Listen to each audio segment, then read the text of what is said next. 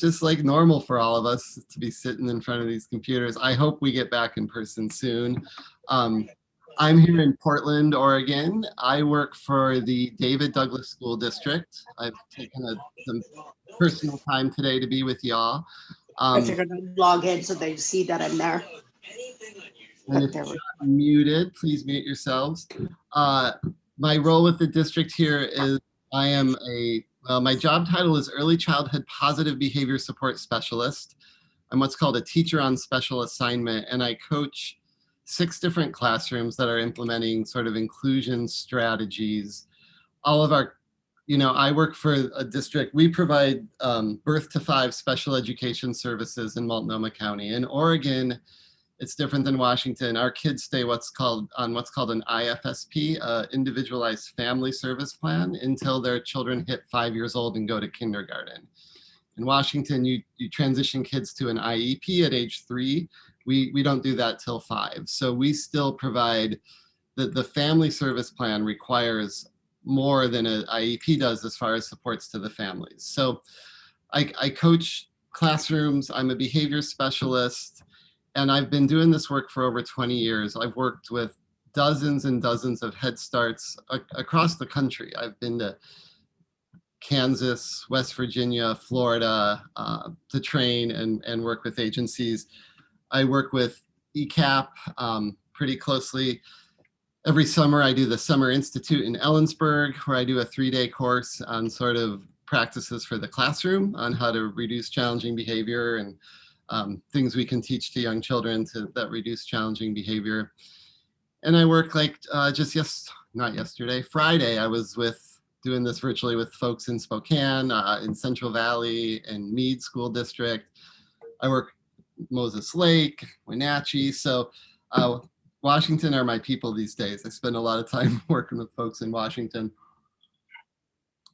And I still do home visits and work directly with families. I coach families, I provide support to families, and I've been working with families since I started my career. So it's also my family business. My parents were coaches to families. My dad was a speech pathologist and my mom was a marriage and family therapist. And years ago in the 80s, they got a grant to support families who were experiencing challenging behavior, who were living in poverty and also had speech delays in the home. And in the 80s, they would go around to conferences talking about how our job is to help families know what to do, that our job isn't really so much intervention, that our job is to coach families to do the interventions. And in the 80s, people would stand up and yell at them and tell them that this was immoral, that they were the experts and they should be providing the intervention, and how they teach families these strategies. So we've sort of come full circle, and we now know how important it is to teach families what we know. So I'm going to share my screen here. I think if I can find here we go. And now hopefully you see the PowerPoint. I only see a few of you. So I'm going to ask if Becky could kind of monitor the chat. If things come up, put them in the chat. More than happy to pause and answer questions. I've built in a lot of breakout time today, and you'll be getting a copy of this PowerPoint and some resources as we go. I'll be showing you a lot of websites, so there may be things you want. We'll kind of keep a running list if you want direct handouts to things, but mostly I want to show you links so that you can kind of find these things on your own as we move forward. So anything else about me? I think that's enough. All right, so this is what we're going to talk about today. We're going to talk about some just sort of assumptions about working with families and working in people's homes and supporting families. We're going to look at kind of relationships between caregivers and children and ways y'all can support more positive relationships. We're going to look at the importance of routines and schedules and resources that support the implementation of routines and schedules. I was telling Becky before you guys came on, that I get called in when one of our staff feel like they need more support behaviorally in a home. Every time I've been called in since COVID, I can't think of one family that I've been supporting who've been experiencing challenging behavior that have a solid schedule in place. And I know it's challenging during these times, but we have to coach families to get some of those schedules and routines in place to reduce challenging behavior. We're going to talk about how we can support families implementing rules and expectations. We're going to look at these things called routine guides that sort of help us intervene challenging behavior in the home in the context of routines. And I have a lot of other slides. We can take this a lot of different routes if we want, but I think this will cover our 3 hours today. So before we start, I just want to show you a couple of resources. Now let's see, do you see my screen still? Do you see the NCPMI? Okay, so we're going to be coming back to this website quite a bit today. And I'm hoping that we'll have some time in breakouts for you guys to explore this website. But one of the things they have on here is a link to things for emergencies and national disasters, helping children and families cope. Now I have to move y'all to the bottom of my screen to be able to navigate this thing here. Hold on. All right, so there's these like COVID resources. A lot of these things are in both English and Spanish. You'll see here, tips for helping your child during the pandemic, Spanish, English, little tip sheets on wearing masks that we can help families to teach their kids about wearing masks. Being a great pyramid model implementer. This is more for teachers, but sort of like putting on your gas mask before we put on others. Community partner resources.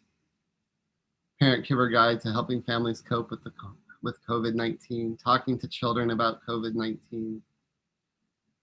So those are all the resources that open up when we do this little drop down. Here's having to stay at home, some resources. Why can't I go to school? These are little social stories in English and Spanish. Everything on this website is free. Nothing is copywritten. This is for you to just download these little download links. You can download and use them. Supporting our children during online learning. This supporting our children during online learning is a little tip sheet for families on sort of creating spaces for distance learning for their kids. Can I go? Was there a question? No? All right. Some resources for stress and challenging behavior. You'll see some of these today. Little calm down posters. I can calm down by taking deep breaths, going for a walk, listening to music, helping us stay calm posters. Using a calm down area at home. Some of you might know Tucker Turtle and the turtle technique. These are ways to use the turtle technique in the home. More resources. Resources for adults to manage our stress, helping us stay calm. Tips for supporting yourself during the pandemic. Resources for early childhood professionals, and then resources for reopening. So again, we'll be coming back to NCPMI quite a bit. Most of the links I have in the PowerPoint, I've actually put the whole URL. So when you get the PowerPoint, you can just directly click. Here is a little COVID book that is also on this first slide that is in English, Spanish, and Italian, and Portuguese, and French, and Polish, and Hebrew, and Indonesian. And it looks like this. It's again, just sort of a little social story about COVID. COVID loves to travel.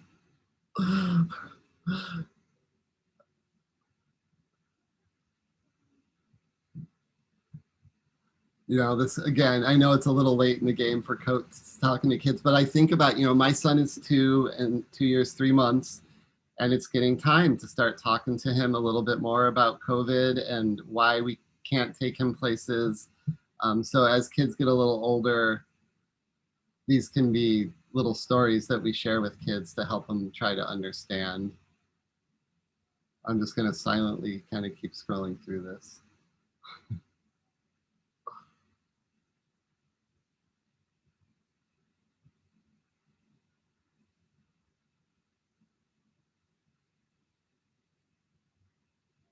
So there, that's just, again, a little COVID story. So just some resources to start with. Again, we'll be looking at that. It's called NCPMI, the National Center for Pyramid Model Innovations. That was that website, the first one I showed that had all those drop downs. We're going to be looking at that quite a bit today. And I think you guys understand this.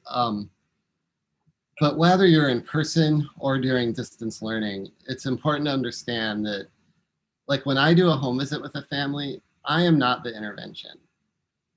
All the intervention occurs when I'm not there. My job is to coach the family to be able to do these interventions. And I work in this sort of more special ed field with kids with persistent challenging behavior. My 1 hour a week isn't going to change behavior. It's not really going to do much. It's helping the families knowing what to do and to know kind of what I know that'll create the intervention for them at home. When you're in person, like I never bring anything into the home. I never want to send a message that you need my stuff to do an intervention. We look at the things the family has and we figure out how can we use what they have. On the rare occasion that I do bring something, I always leave it with the family. I'm never going to bring something and take it back. And I think this isn't as new of a concept as it used to be, this idea of leaving the toy bag at home, but it means we have to be really confident and comfortable coaching and supporting adults.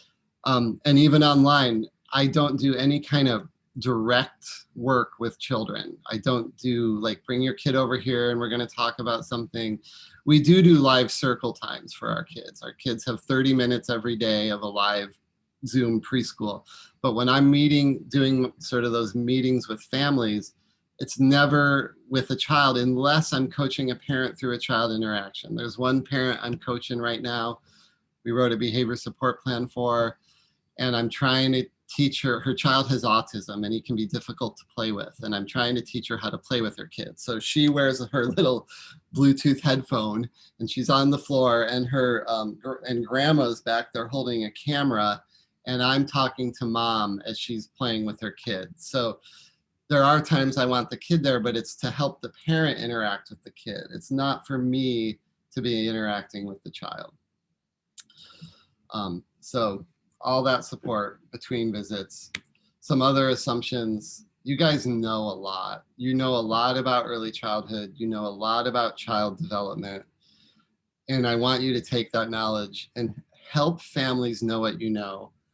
There's a quote from a parent that was something like, I don't need them to tell me what to do. I know what we do as a family. I need them to help me know what to do. So we don't tell people what to do. We try to help them know what to do. And we want to be honest with families. We want to say things like, yeah, it can be really hard for young children when they don't have a schedule to know what to do. And we see challenging behavior when that happens, right?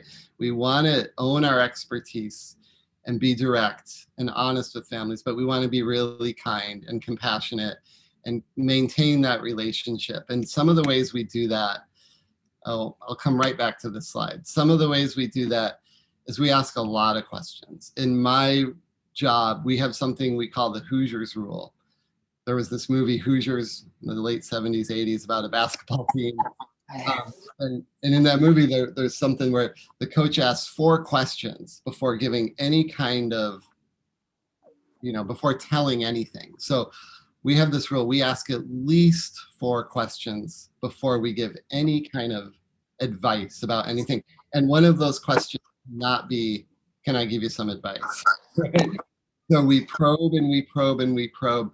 I think of my job a lot of times as leading families to the water so that they can drink. My job isn't so much to tell them what to do again, it's to help them to know what to do.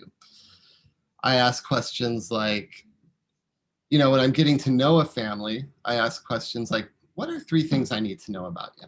Tell me 3 things about you. Like, are you the Harley family? Are you the rock climbing family? Are you the hippie family? Like just who are you, right? So I can kind of connect a little bit that way. I'll ask families questions like, boy, if you had an assistant for the day, what would they do? just to kind of get some information on what is hard for families and what would they farm out if they could, what makes a day good, what makes a day hard. We always work within the context of routines. Everything we do is within the routines families already do. So I'm always asking, what makes a routine? What are some of your hardest times of day? And what are some of your easiest times of day? Where does the sun go? We never want to, I never want to, What? Where does the sun go? someone's talking. Oops. Sorry, let me go back. So yeah, a lot of questions working within the context of routines. I never want to set up a family with, well, you need to add this to your day.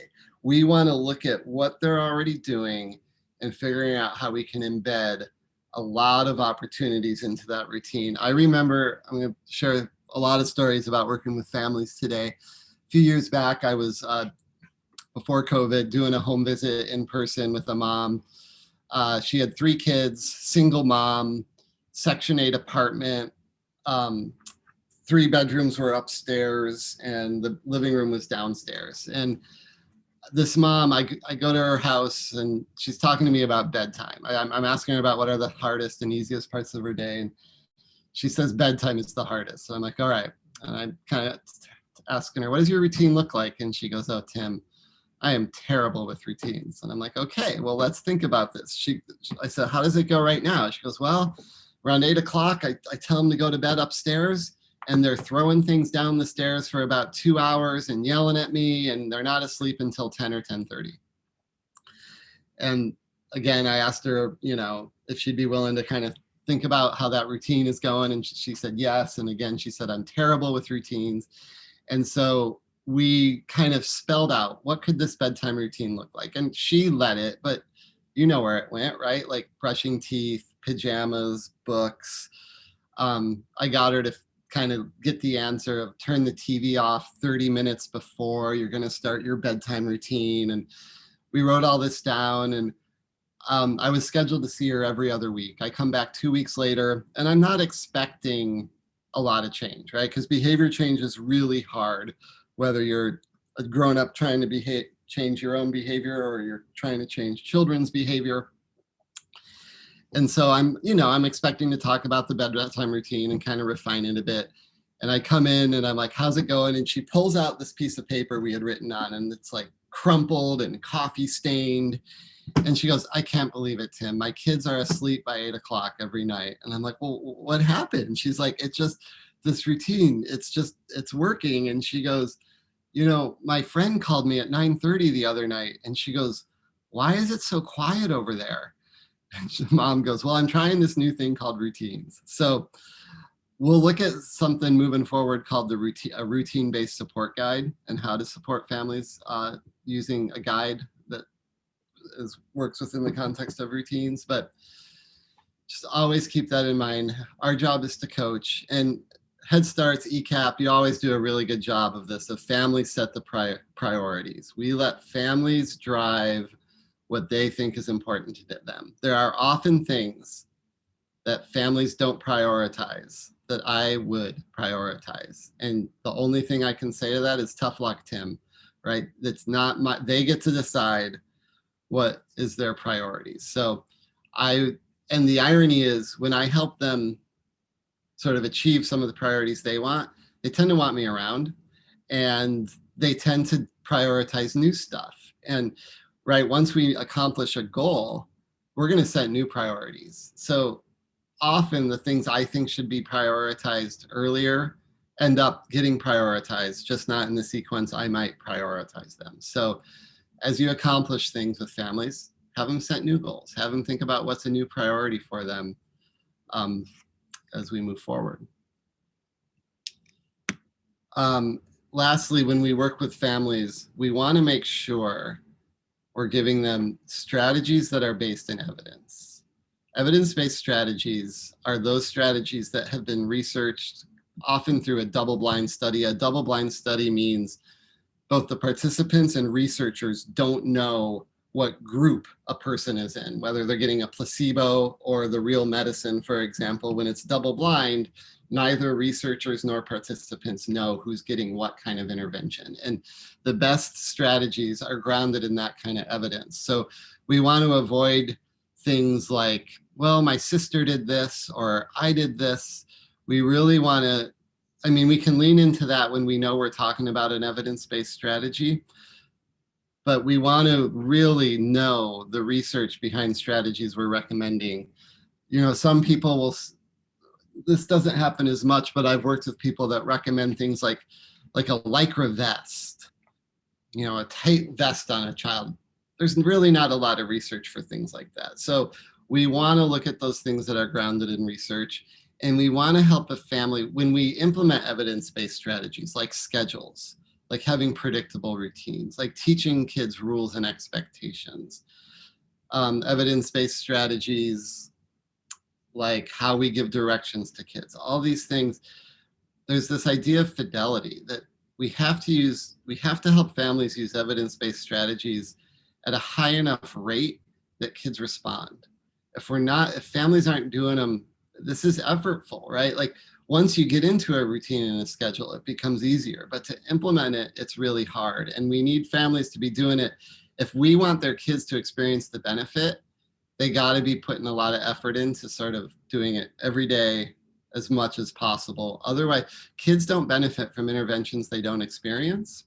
And when interventions aren't done to fidelity, they don't experience them. And then families feel like they failed. So there's implications about supporting families to take small bite-sized chunks, to really take one thing and move slowly with it until they get good at it before we add more to their plate. And to sort of hone in on strategies that work for the family, that work within context. There's a lot of ways families can build positive relationships with their children. There is not one way. There's ways you can respond to behavior. Like some families we coach to have two positive choices. Do you want to take the boat or the truck into the bath or whatever, you know, like to provide those positive choices. There's a lot of different ways to get there. So we just want to make sure we're finding strategies families are able to use within the context of their day at a sufficient enough rate that kids benefit. I know it sounds like a lot. All right. So first things first, the relationship, you know, there's a whole lot of research into relationships, and a relationship between a caregiver, like a family member, and their sort of home visit provider, their teacher, whoever those professionals are in their life, has really been shown to be able to mitigate sort of stress and challenges the family comes up against. So your relationships with families are therapeutic. They really support families when you build these super positive relationships. I'm going to talk about judgment, and then we're going to come back to hot buttons in a minute. One of the most important things you can do is to never judge families, to avoid blame and judgment. Years ago, Teach for America did a study on what makes the best teachers. And at the same time, I used to teach at Portland State University, and I was doing a little independent study on what makes the best college teachers and started researching what makes some of the best home visitors. Turns out the best all do the same things. The first thing they do is they hold high expectations for everybody. They see these families that walk through their door, and they hold high expectations. They feel like they can achieve and that they're capable. It makes me think immediately of the Parent Family Community Engagement Framework, the PFCE. If you haven't looked at that in a while, take a look at your Parent Family Community Engagement document. I think there's like 7, starting with sort of family well-being, all the way through families as sort of lifelong learner. I forget what the very last thing is, but that family well-being. I don't know why I'm talking about PFCE right now. I totally forgot. But as we think about judgment, right, Teach for America, the first thing they do is they hold high expectations for everybody that walks in their room, whether that's a kid or a family member, right?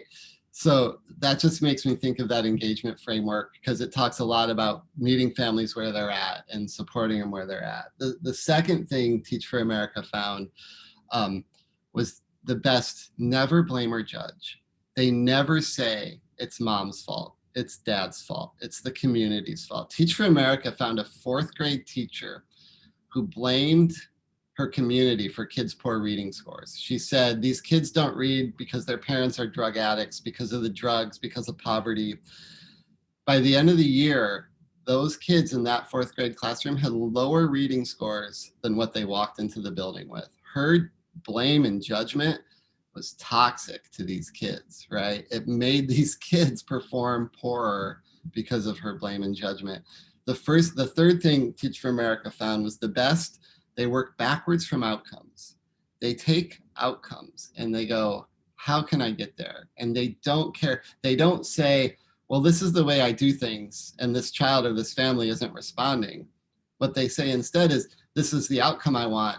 I'm willing to try anything to get to this outcome. They will try multiple ways. They don't get stuck in one way of doing things. And so we really want to be able to avoid judging these families. I don't get paid to judge. I get paid to help. And I used to be more judgy, and my parents used to sit and look at me and roll their eyes and be like, oh, Tim, you just don't get it. And now I do get it, right? I used to think like, well, boy, this kid needs to be removed from the home. It's just so terrible. The truth is that's the only mom, the only dad this kid will ever have. My job isn't to sit there and judge if this kid should be removed. My job is to make things better, to move the needle and make things a little bit better for this family. Trying to decide if, yeah, so hot buttons. Let's do a little, let's see, where are we here? Let's do a little breakout room. You have pen and paper with you. And some of you may have done this hot button activity before, so bear with me if you have, but we're going to do this around families. We're going to go to breakout rooms of about 4. And I want each of you to identify 1 to 3 things that families do that make you crazy. Not those things that annoy you just a little bit, but what are some of those things that families do that make it really, really hard for you? What pushes your buttons, right? And then I want you to think about how that makes you feel when families do this. So you're going to identify things they do that make you feel crazy. You're going to identify how it makes you feel when families do that. And then I want you to think about how those feelings impact your relationship with this family. So, behaviors that push your buttons, how it makes you feel, and how those feelings impact your relationship with the family. Anyone that's willing to share before I start randomly calling on people, just kind of what those hot buttons were, how it made people feel, and just the answers to those 3 questions. And if you're not talking, please mute, because we do get a lot of feedback with more noise input. So please double check that. Okay, to finish my sentence, we're about to get bounced. Nice to see you, ladies. Nice to see you. I was like mid-sentence. I was like, bye, guys. Hey, I got bounced to you. Ooh, hi. All right, Barb and Sheila, it's time to come back to the group now. I think Barb just volunteered to share. So I think Barb volunteered to share as well. That's what I heard. Oh, sure. Yeah, is everybody bounced back in, or? Yes. No. Yeah, we're back. So some of the hot buttons that came up in our group were like just the parents who make excuses and they have patterns, and they're clearly not functional patterns. They aren't meeting their goals. But and the person that shared this said that after a given amount of effort, that they just kind of go to a place where they just avoid it. Like they don't want to do it anymore because beating your head against a wall doesn't feel good. Mm-hmm. We had people who don't really want to communicate or engage. They just want, they don't want to take their part of the process and move their child forward. They just want to look at you as the expert and just you do what you can do with it.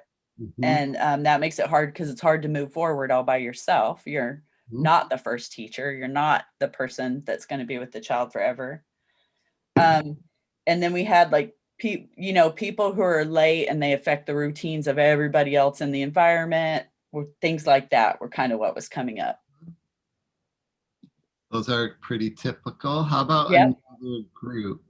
See if there's anything else to add. We had one person say denial, like there's nothing wrong with my kid. What's wrong with you? Huh? And then when parents are well-meaning but just too busy to take the time. So I'm writing some of these down. Okay, what else? One of the things we talked about in our group was parents who keep telling us that they're not their kid's teacher and it's not their responsibility to teach their kid.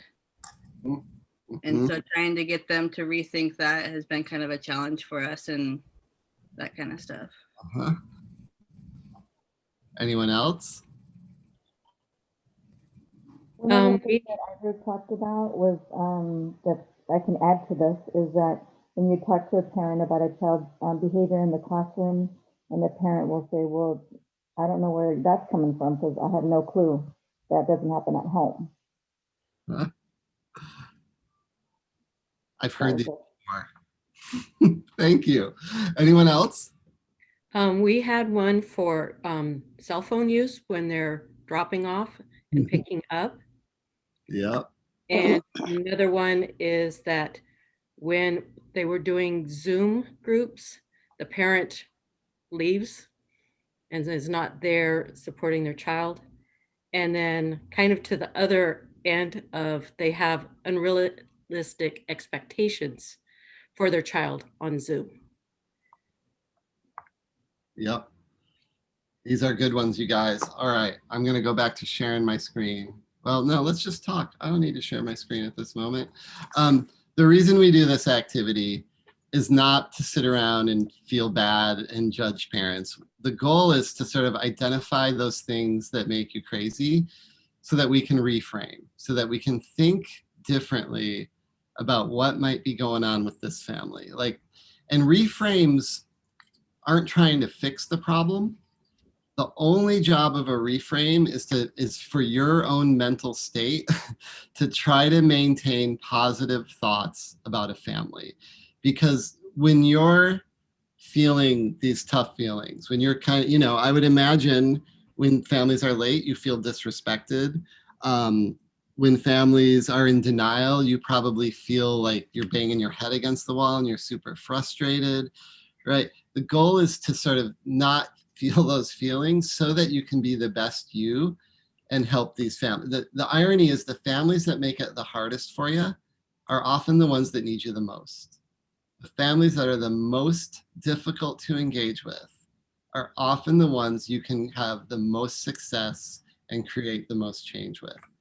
And so the goal is to sit here and reframe. And reframes might not be true. Let me give you an example. Years ago, I did this with a Head Start. And one of the things they said is mom sits in the van and plays with her phone until 4:59. She just sits there for 20 minutes and she won't get her kid. She's just playing on her phone until the very last minute. We reframe that to mom's keeping her kid in school.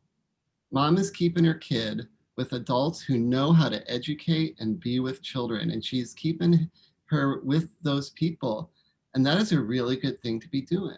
Right now, that reframe might not be what mom is thinking. Mom might be thinking, I don't want to get my kids, man, I need a break. But if we can sort of say, mom's keeping her kid in school, that's a really good thing. We can avoid that blame and judgment, right? So reframes might not even be true, right? Like that parent that's late. What if I told you dad works the night shift and the only time he gets to see his kid are those 10 minutes before he goes out the door, and they're spending 10 extra minutes with dad so he can see his son? What would you think about that situation? You'd probably go, that's a really good thing for that kid to be doing. He can be a few minutes late. Or what if I told you that mom was in a really important conversation right before she came to see you, and she was being really respectful to the people she was with? Or what if we said, you know, mom has 3 kids and one of them has autism, and transitions are really hard, and it can be really hard to get out the door, right? So it's not to say we don't have these thoughts and feelings.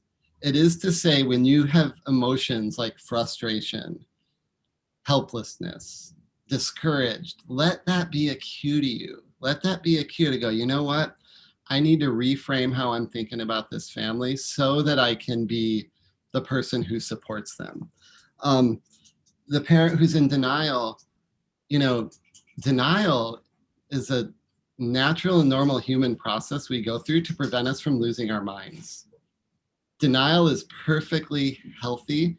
I reframe to denial as they're in hope. The family is in hope that their child is okay, that there's nothing wrong with them, that maybe you'll be able to fix, right? Or work with them.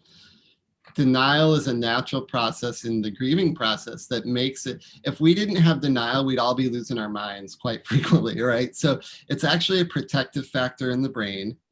And families are hoping. They don't want anything to be wrong with their kid. And it is hard to kind of go there and say, there might be something wrong. So be gentle, be patient, keep bringing up those things you see. You know, here are some of the things we see. That family that says it doesn't happen in the home or at school, I'm sorry, in the home, I love those families, because then I'm like, oh my gosh, that is so good to hear. You know, we are struggling here.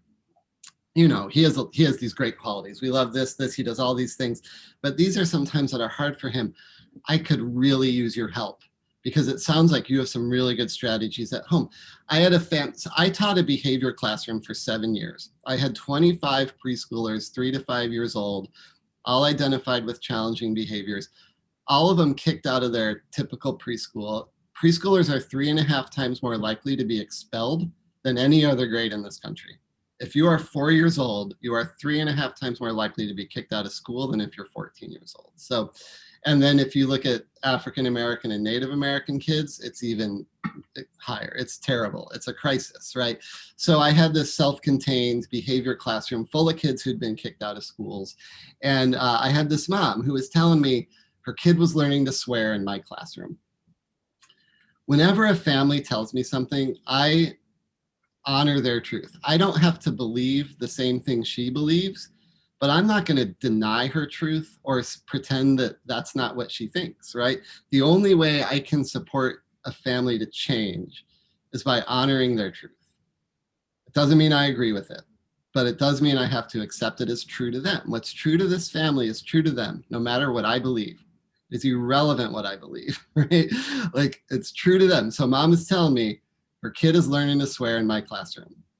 My response is, no. Oh my gosh, that is the last thing I want your child to learn in here. You know, we work so hard with positive language, and I am so sorry. I am really going to pay attention to this, and let's keep talking about this, because I do not want your child to learn to swear in my classroom. That's the last thing I want. So I thank you for telling me, and let's come back together and talk about this some more, right?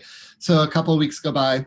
She tells me again, he's learning to swear in my classroom. And I kind of have the same kind of response of like, oh man, it's the last thing I want. We're really watching this closely, blah, blah, blah. You know, just kind of honoring what she's telling me. I don't believe it. I don't really think he's learning to swear in my room, but she's telling me she believes it. So I'm going to join her in that.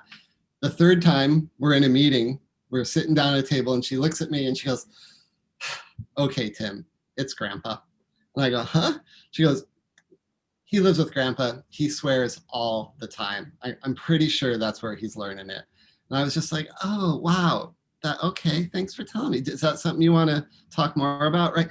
But she would never have told me it was grandpa if I was like, no, that's not what's happening. If I didn't join her, invite her to think about that and talk about it with me, I never would have gotten to the truth about what's really happening. So we always have to look at what's under behavior, just like we do with kids. Let me tell you another story. I'm in my first year of teaching, and it's the beginning of the school year.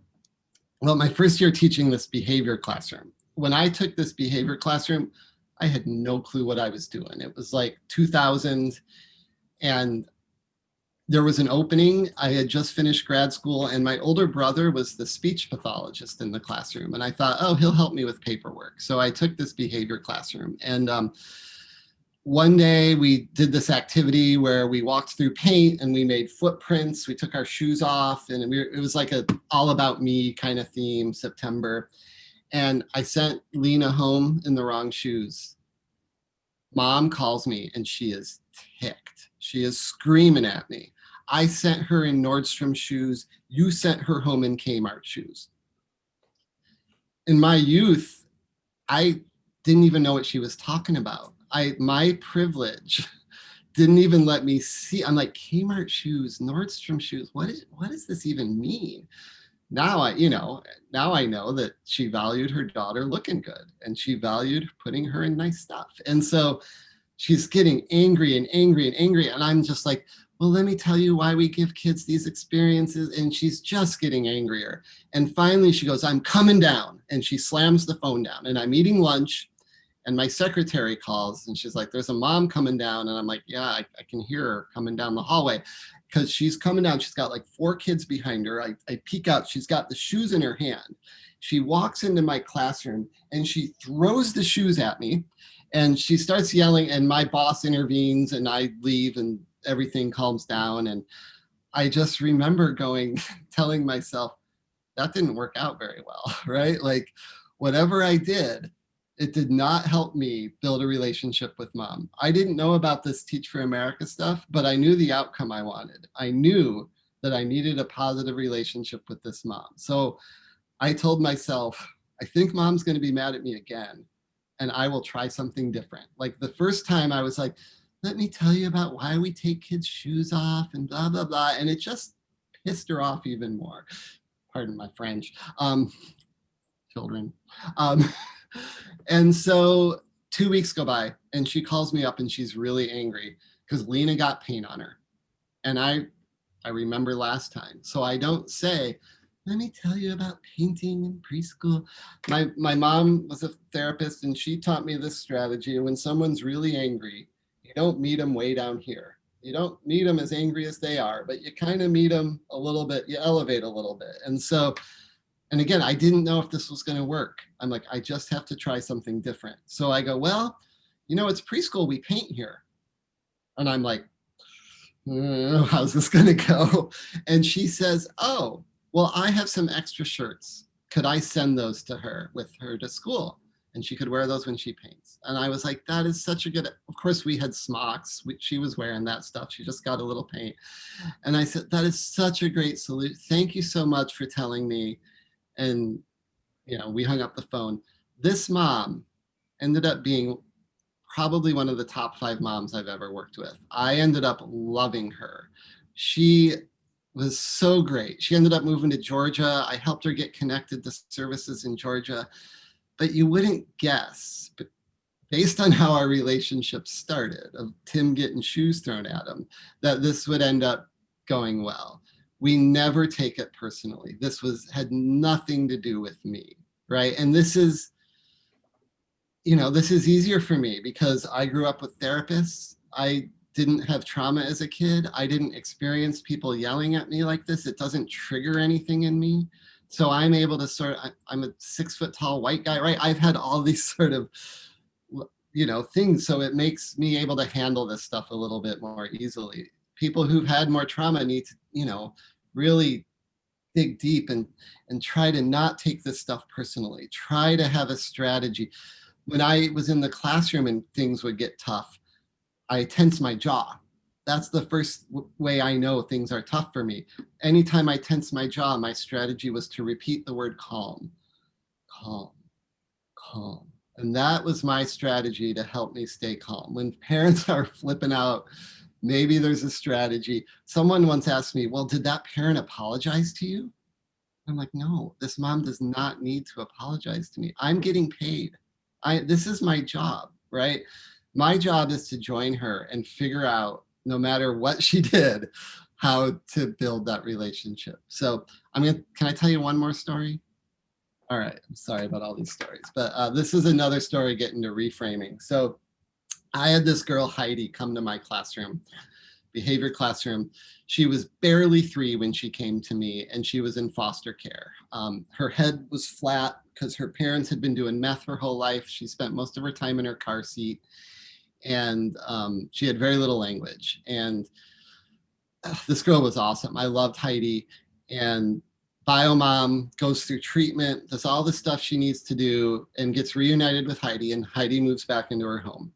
And every 2 or 3 weeks, I would call Heidi's mom, and I would only say good stuff about Heidi, you know, really trying to fill mom up with all the stuff that was great about Heidi. And every time I called mom, she seemed ticked off. She didn't want to be on the phone with me. She seemed defensive. She seemed not to like me. She was really short. And it was just really difficult. So every time I hung up the phone, I had to reframe. I had to tell myself, to mom, I represent the system. I represent the system that took her kids away. I represent the educational system. I don't think mom had a positive school experience. I represent white middle class America. You know, I just kept never taking it personally, always reframing, always reframing.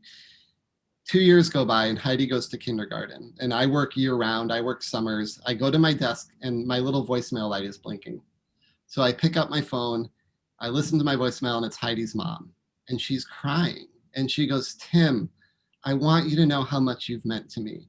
You've never judged me. All you did was help.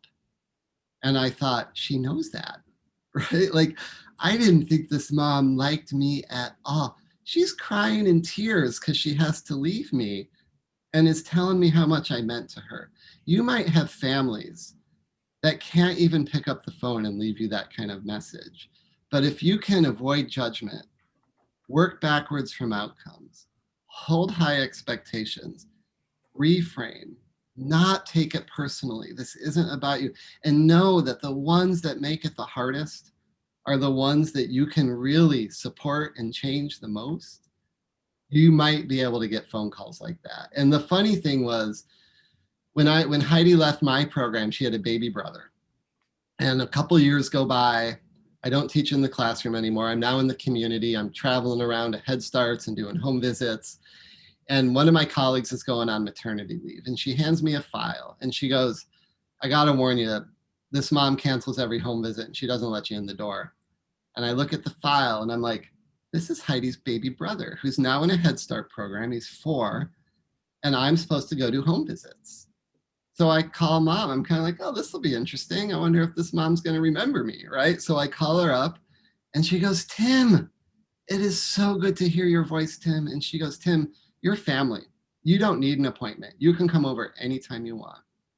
Nothing against my colleague. She was awesome. She just didn't have the previous relationship building experiences that I had. So is this a mom who cancels every visit and won't let you in the door? Or is this a mom who says, you don't need an appointment, you're family, you can come whenever you want? Now, I don't spend Christmas there, but I do every once in a while check in with her because I'm family, right? So she's doing really well. She divorced her husband who brought meth into the home after she went through treatment. She was going to community college. She got an associate's degree because she wants to show her kids how important education is.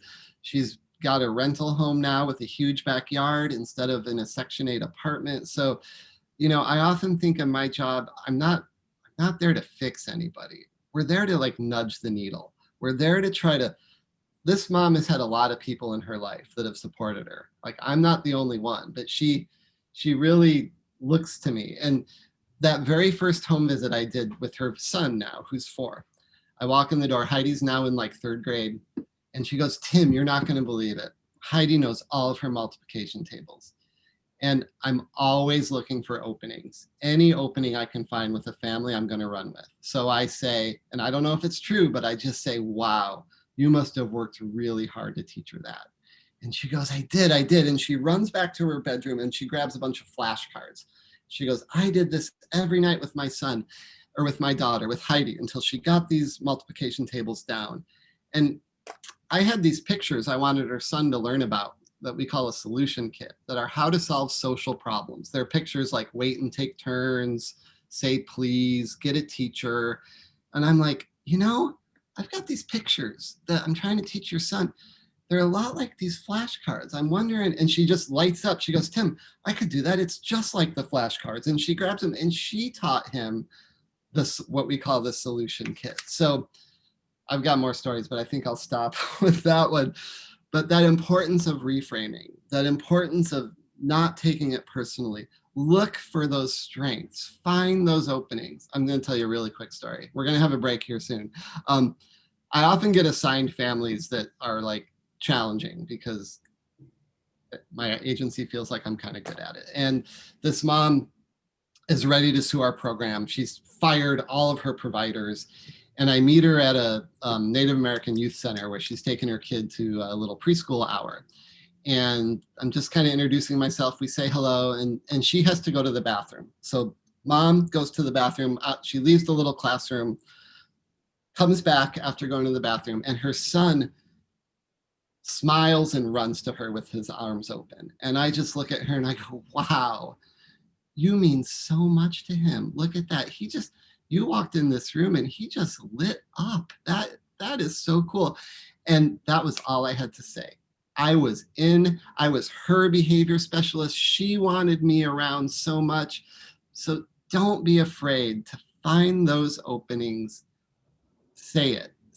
He lit up. And I'm just saying what happened. He lit up when you came in the room. You must really mean a lot to him. She kind of teared up, and like she had never had one of our providers just notice that. All they noticed was the things she wasn't doing and this kind of the things she didn't have in place. Nobody saw her for her strengths. And so I get really passionate about supporting these families, strengths-based. Any kind of comments, questions, thoughts that have come up for you?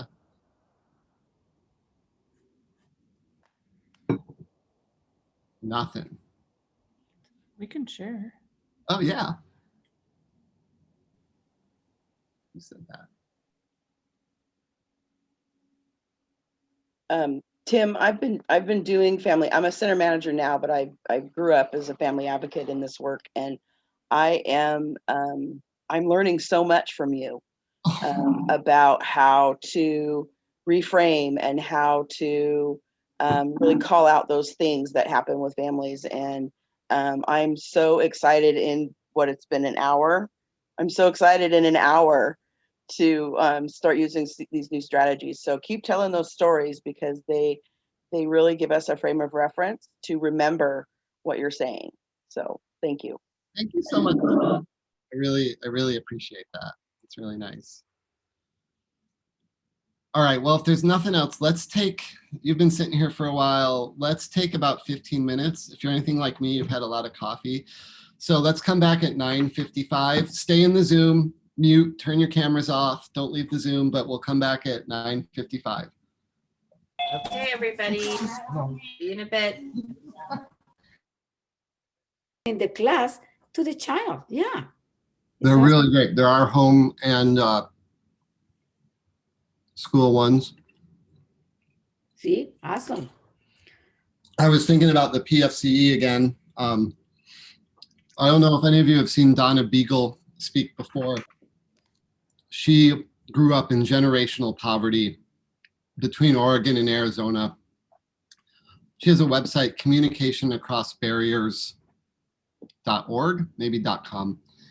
But she's taught me a lot about working with kids and families who experience poverty. You know, in your PFCE, one of the first things is financial literacy for families. And one thing Donna taught me about is that the Department of Labor has identified 2 variables that make it so a family can make more money. And the 2 variables are education or a skill. Donna talks about how hard work, we have this myth of hard work in this country. Hard work is not relevant until you have education or a skill. You can work your butt off at Wendy's. You can work your butt off in the fields. You're not going to make it the same way as if you have that education or a skill. You know how to do hair. You know how to work on vehicles. Then hard work is relevant.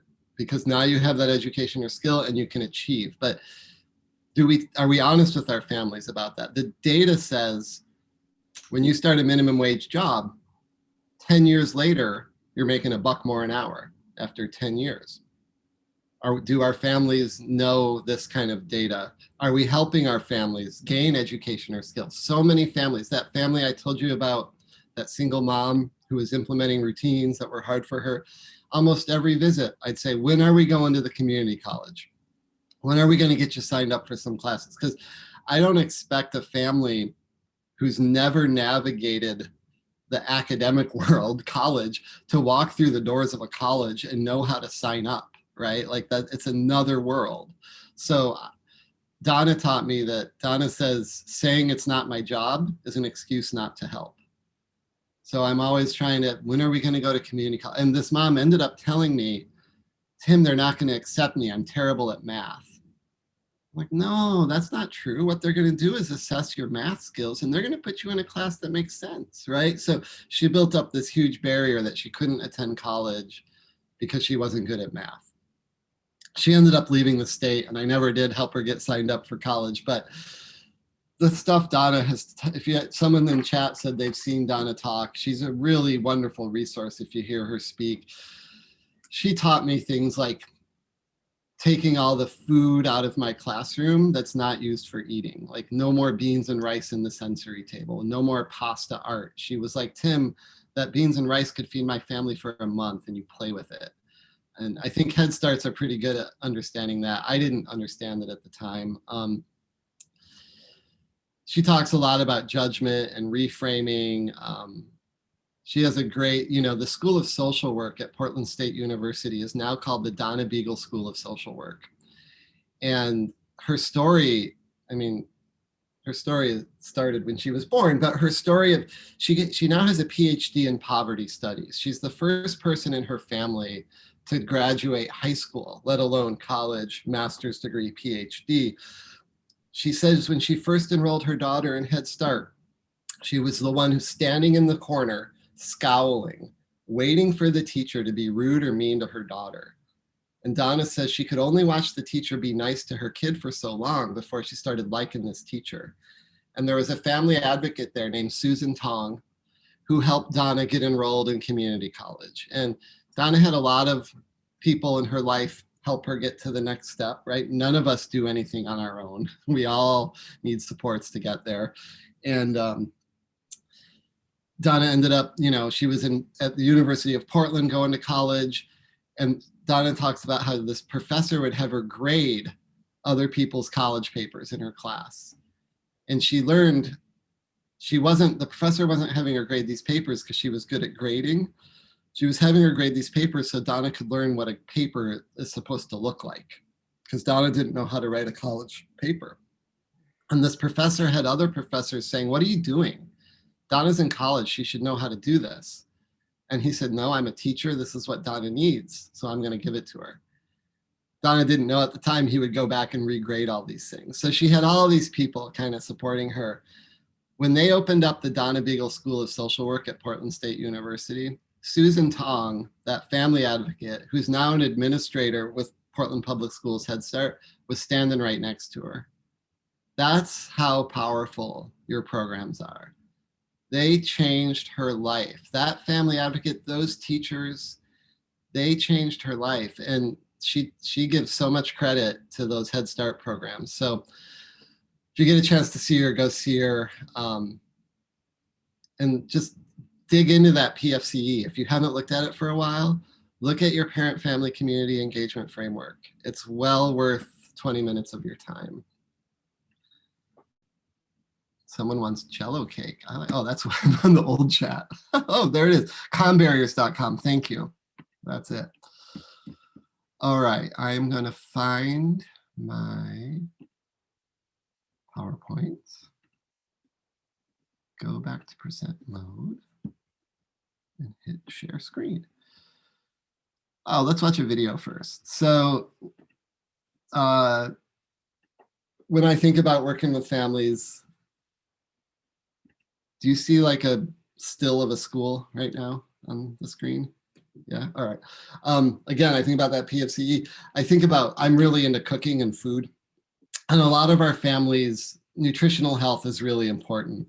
This is just a funny little video. This is in a kindergarten, but it's a funny little video about, I can't move y'all to get this thing to play. Hold on. Bear with me. I gotta move ya. All right, let me try this again.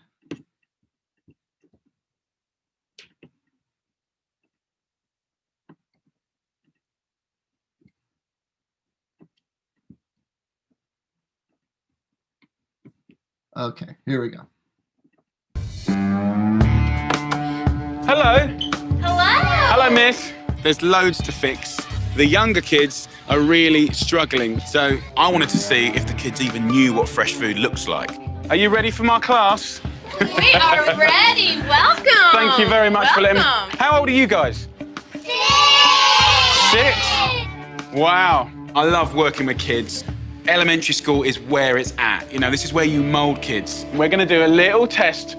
Right. Who knows what this is? Potatoes. Potato? So you think these are potatoes? Not potatoes, though. I don't know. Do you know what this is? No? Who knows what tomato ketchup is? Yeah, that's what it's made out of. Oh, tomato ketchup? I know that one. The test I did with the kids today was shocking. Do you know what that is? Do you know what that is? Broccoli. What about this? A good old friend. Do you know what this is, honey? Celery. No. What do you think it is, darling? Onion. Onion, no. Immediately you get a really clear sense of, do the kids know anything about where food comes from? Who knows what that is? A pear. A pear, no. A turnip. No? Okay, I'm gonna give you the first word. Egg. Egg. Egg salad. The answer today was no.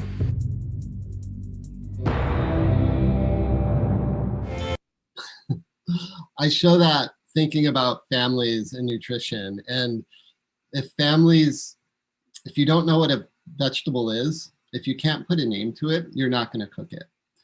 The WIC website is a wonderful resource. They have simple recipes that are nutritionally healthy. That parent that I told, the routines parent, the bedtime, the college parent, I ended up adopting her for Christmas, and one of her goals was to cook more. So I bought her a pan and a spatula and and I included some recipes for her. But I'm passionate about food, and so I think it's really important for families to eat healthily as possible. And I know it's hard to cook every single night, but most farmers markets will double SNAP benefits. So if they bring a SNAP card to a farmers market, most in the country will double those benefits at a farmers market. So that's just a little aside. All right, go back to the PowerPoint here.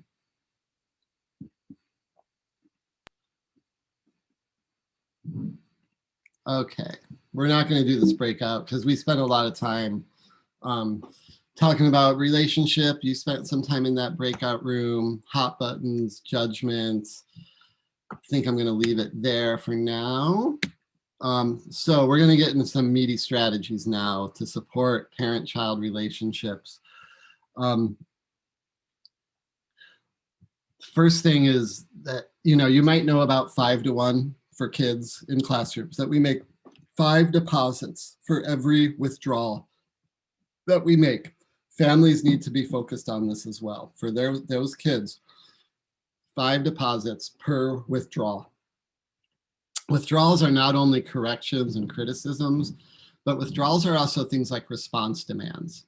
Come here, sit down. How many do you have? What color is it? What are you doing? Anytime we ask a question, expect a kid to respond. We're making withdrawals from their emotional piggy bank. And it's not to say we don't do those things. We do. We ask questions. We're very cognizant in supporting families to make at least 5 deposits to every one of those. And deposits are hanging out, playing, following a kid's lead, reading a book to them. It's also just all that encouragement, catching kids doing the right thing. Some of our kids need 10-to-1. Some need 15 to 1. Some families need a lot of support in sort of making mindful decisions about what behavior they pay attention to. When families are stressed out, it's easy for them to sort of just get into this negative cycle of busting kids and busting their kids. And we need to help them develop strategies to catch them being good. Fill their kids' sort of emotional piggy bank, fill their emotional gas tank. I'm going to show you in a few minutes, so sometime this morning, a workbook that we can pull PDFs out of that can support some of these ideas of having families remember to fill their kids' emotional piggy bank. I just, I think about early Head Start. I think about families who are really stressed out. I'm raising a kid, right? He's 2 years, 3 months. He's a toddler. He says no, and he does little things he's not supposed to. And when a family is stressed out, I think about how that gets big responses and how it's hard. When my kid Dexter says no, he doesn't mean it. His little brain is like forcing him to say no. And so we don't react to it. We're just like, yeah, whatever. But those families that give those big reactions to those things, we need to help them slow down, calm down, and find new ways of responding. I'm going to click on this handout in a minute, but when we talk about how to give directions to kids, we really want to help families. The first thing is sort of like, we want to help them give positive directions. We want to help families to say what they want to happen instead of what they don't want to happen. And this is really linked to encouragement. You can't encourage things you don't want to see. You can't encourage no hitting your sister. You can't encourage don't run. You can encourage walking feet. You can encourage safe hands. These are also so tied to rules and expectations in the home. But we want to help families, and I'll show you this handout in a minute. It's called Turning Don'ts into Do's. Thinking about what don't you want and what's a way to say that more positively. We want to help families limit directions. We give so many directions to young children. We know directions are withdrawals, right? They're a response demand. Come here, sit down. What color is it? We want to really help families find new ways of giving directions, whether that's through descriptive commenting. I mean, with my son Dexter, he puts napkins and silverware on the table. He sets the table, right? He's 2. He doesn't do, but sometimes I'm like, Dex, you want to set the table? He's like, no. And I'm like, ooh, I cannot wait to watch you get those napkins. And he goes and runs and does it, right? So there's a little bit of this, limiting directions. Do you want to get the napkins? Doesn't always work. But if I say, ooh, I can't wait to watch you do it, he knows he's going to get acknowledged, and he knows there's some excitement down there through it. So helping families to limit, find other ways to give directions, maybe avoid certain directions. When we're trying to change behavior in the home, to limit the attention that challenging behavior gets, the number one rule in behavior is that which you pay attention to, you'll get more of. So how can we help our families understand they need to give more emotional energy to the good stuff their kid does than the stuff that bugs them? Where are families channeling their emotional energy? I tell so many families, your children are like little emotional energy vampires, and they're going to get it from you one way or the other. What kind of emotional energy do you want them to be trying to get from you, right? And so helping families to flip that emotional energy into the positive instead of the negative. And sometimes we again, if we're like, for families that are really struggling, we have to identify this time of day, these 15 minutes, all you're going to do is give positive feedback. I don't want you to just, can you for 15 minutes try to avoid correcting behavior, right? They need to build up to being able to do this for more of their day. So we set small goals that they can achieve and reflect back on. How did your child feel during those 15 minutes when you only gave them positive? Like, how did it feel to you? And help them refine that a little bit more. For young children especially, we want to help families learn to break down directions. I have to do this with my typically developing son all the time. Instead of saying, it's time to go, let's go. Dexter, stand up. Go get your shoes. Sit down. Let me put them on. Stand up.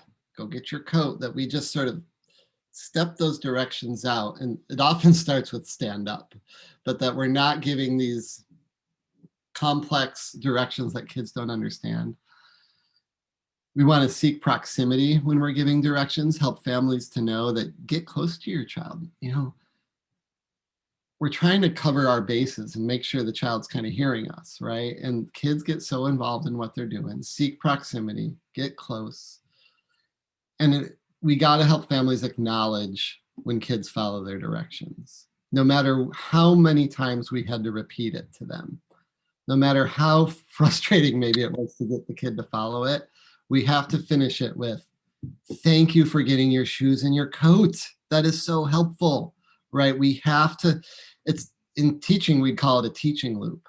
You give a direction or a prompt of some kind, there's a behavior of some kind, and there's a response from the grown-up, right? And so what adults typically do is give a direction, child doesn't respond, response. Give a direction, child doesn't respond, response. Give a direction, child responds, move on, right? We forget to praise or acknowledge. The data says kids follow about 80% of our directions, and we acknowledge that they followed it at about 2% of the time. So we're not very good at catching kids following our directions. This is a handout, and I'll show you where you can get these. This is one called Turning Don'ts into Do's. These come from a workbook that is designed to be, there's a series of 6 parenting nights agencies can put on. There's a free PowerPoint. I'll show you where all that is. As part of those 6 parent nights, there's a workbook. We don't do the parent nights at my program, but I do pull from the workbook to do activities with families. So when a parent tells me, I want my kid to mind, I want him to follow directions, I want him to listen to me, those kind of things, that to me is like, all right, let's look at how we're giving directions and how we're providing encouragement on those directions. So tell your child what to do instead of what not to do. Clearly and state simply what you expect. Make them age appropriate. Use language they can understand. And so this worksheet has different ways of turning these statements into do statements. We then might work with a family to develop real scenarios in their home. What are those things now that you say to your child, and how can we find a way to say those things more positively? Let's watch a video on clear directions. There's the Centers for Disease Control has a series of parenting videos that are sort of humorous and also real. So this one's okay. I'm going to show it to you. It's about giving directions, and I'm not showing this to say share this with families, but maybe you would. It really depends on the family. But here, we'll just watch this.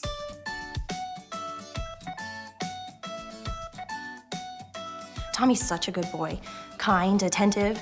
I couldn't ask for a better child. And he's at that age where he's starting to be really curious about everything going on around him. In fact, he's like a little sponge. What's that, Mommy? How's this work, Mommy? It's really exciting. Except for one little thing. What's this, Mommy? That's a thingamajig. You know, a digger, what's it? It's probably just a phase he's going through, but he doesn't seem to be able to follow directions very well. It's like he sometimes can't comprehend what I'm saying to him. Look. Oh, that's great, honey. Very cool. But don't forget, when you're all done here, you need to put all these little doodads away back in your whatchamajig. Oh, I don't know. It just feels like we're speaking different languages. I mean, I get that he's only 3, but he just doesn't understand what I'm asking him to do. Do you know what I mean? Okay, now I'd like you to take those pullovers and your little boxers and put them in the same drawer as your dungarees, just next to your Bermudas. And then you can start on your PJs and your other skivvies. Oh, and put your sandals and flip-flops away as well. It just gets me a little frustrated is all. I mean, I talk to people every day. I should be able to communicate with a 3-year-old. I mean, how hard could it be? I think often we have expectations that are not appropriate for the abilities of our young children. And we speak and expect that, okay, we told them to go get the blue sneaker out of the closet and put it in your, toy bin, and we give these multiple commands. And that's assuming many things, that they know their colors, that they know, the articles of clothing, that they can follow multiple steps, that their attention span is long enough to really understand multiple step commands. So it's really assuming a lot versus keeping our directions or our instructions short and brief and at their level. I just want my son to listen to me. I want to know that he understands what I say and feels good about accomplishing the things that I tell him to do. And I want to make sure that I'm not confusing him.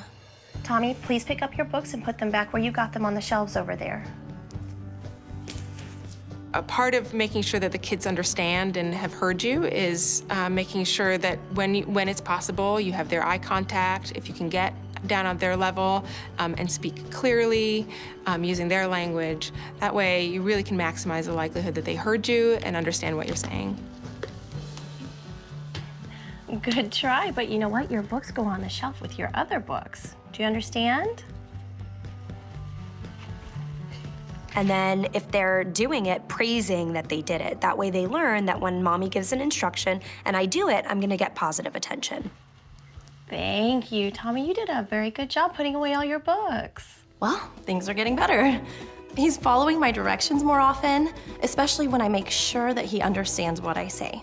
So now, being clear in my communication is my new focus. Oh, muy bien. Clear communication, like crystal, like lake, at sunset, at twilight. Clear, period. Thanks, everybody. That's great, guys, thank you. So should I take the thingamajig off, or do you need to do that? What's it first, the widget thing, the contraption you use, Cut! Why are you laughing?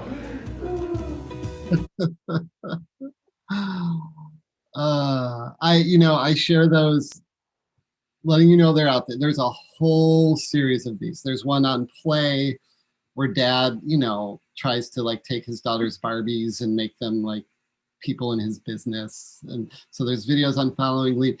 They're nice because they're humorous, and I could see kind of using them, like if you ever do parent nights and you want to have an hour on giving directions, you could kind of start with a humorous video like this and then launch into some more reels type stuff. So, okay. So those directions things are key for families, especially when we're thinking about maintaining those relationships with their kids. Encouragement. So here's another handout. It's really tied to those positive directions.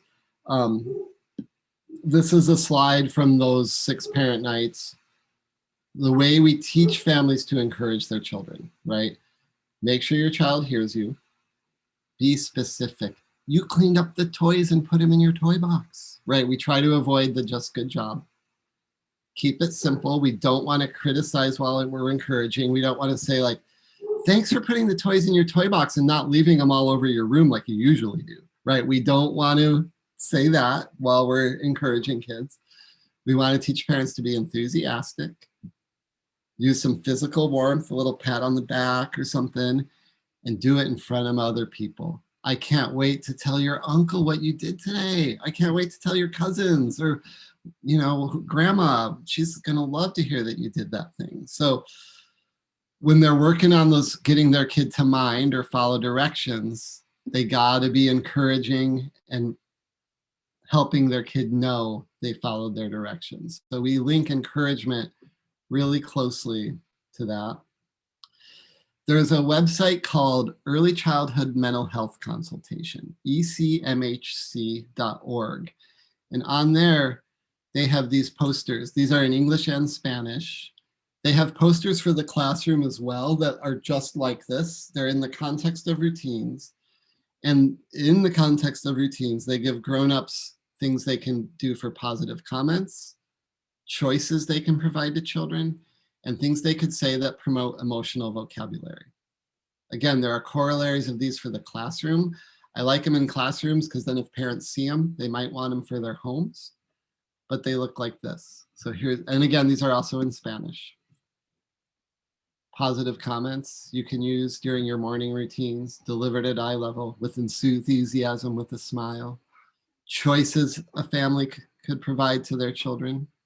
Make sure they're simple, reasonable, available to them, and that they're positive choices. Ways you can promote emotional vocabulary. Covers a range of emotions, describe what the child is feeling. Adults can model their own feelings. We know kids who have what we call emotional literacy have greater academic achievement. Kids who can recognize how others feel and recognize it in themselves have greater impulse control, greater academic achievement. They're less lonely, they're more focused, they're less impulsive. There's a whole bunch of outcomes that come with emotional literacy. Getting dressed, positive comments, choices you could maybe provide, promoting emotional vocabulary. Meal times, positive comments, choices, emotional vocabulary. Bath time. Let me show you where these are. So if we go to this website, ecmhc.org, are you seeing this website load? I'm going to assume you are if nobody says they're not. Yes, we can see it. Yeah. So this is a website built for Head Start. You can see over here our vision for mental health and Head Start mental health consultants, administrators, staff, families, technical providers. If we go to families,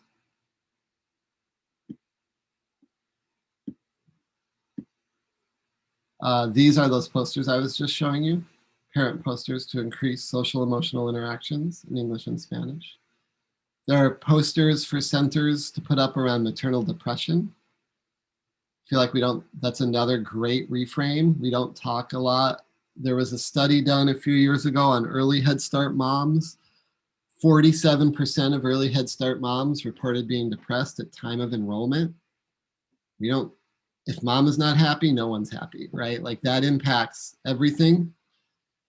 It impacts their ability to physically care for their kids, to emotionally care for their kids. So we should be talking more about depression. These are just little posters you can put up, action steps. There's a pretty cool tool here. I don't know if I should show it to you or not.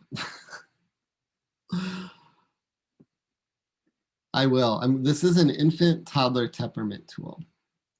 And the goal of this tool, it's also available in paper. It's also online. I'm going to go to the online tool here. There's a birth to 18-month tool and an 18 to 36-month tool. You can use it for kids older than 36 months. You know, we believe that there are 9 temperament traits that we're born with, and researchers believe that they're stable throughout life. When I hear families, like I had a family once tell me they thought their child could be a spawn of the devil, and they were serious. They weren't being sarcastic. When I hear things like that, I think that maybe there's a temperament mismatch. That idea of goodness of fit is talking about our temperaments match between caregivers and their children. And so this is a way family members can identify where they are on a temperament trait and where they think their child is.